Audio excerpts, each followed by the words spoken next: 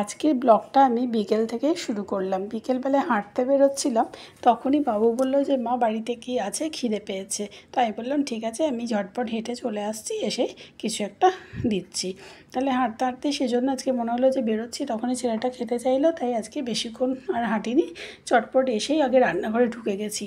আর খুব গরমও লাগছিল, যদিও বাইরে হালকা ঝিরঝিরে বৃষ্টি হচ্ছে, তবে সে কালকে যেরকম খুব বৃষ্টি হচ্ছিলো আজকে সেই রকম বৃষ্টি না। সারাদিন ওয়েদারটা ভালোই ছিল, মেঘলা ছিল, তাই বিকেলবেলায় তাড়াতাড়ি হাঁটতে গেলে বেশ ভালোই লাগে। তো আমি 5:30টার সময় বেরোতে যখন ও খেতে চাইলো, আমি বললাম যে আমি চলে আসছি, এসেই দিচ্ছি। তো তাই ঝটপট এসে ঢুকে গেলাম রান্নাঘরে। আর খুব গরমও লাগছিল, ওকে বলছি দেখ গরমও লাগছে। আর মা ছেলেতে গল্প করতে করতে বেশ এখন কাজও হয়ে যাচ্ছে। ওরও যাওয়ার সময় চলে এলো, কলেজ খুলে যাবে। এখন যে কদিন বাড়িতে আছে কিছু খেতে চাইলেই মনে হয় যেন ঝটপট কিছু একটা বানিয়ে দিই। আর ওখানে গিয়ে কি খাবে না খাবে কোনো তো ঠিক থাকে না।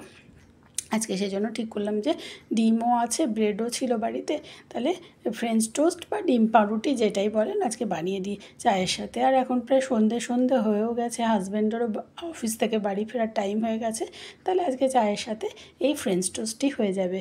সেই জন্যই এখন রান্নাঘরে ঢুকে পড়েছি, আর দুজনে মিলে মা ছেলেদের গল্প হাসি মজা হচ্ছে আর কাজও হচ্ছে। এইভাবেই আজকে এখন সন্ধ্যেটা আমার শুরু হলো।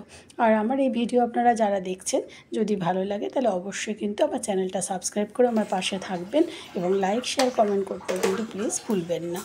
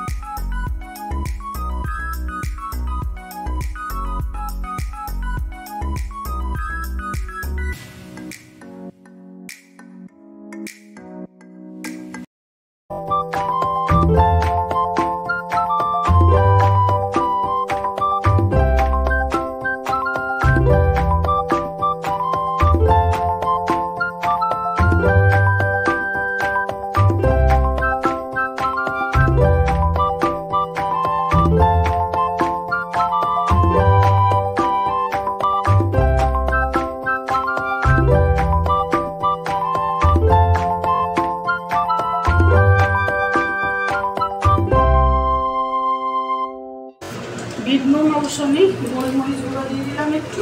হ্যাঁ না বাবু, বাবু ধর।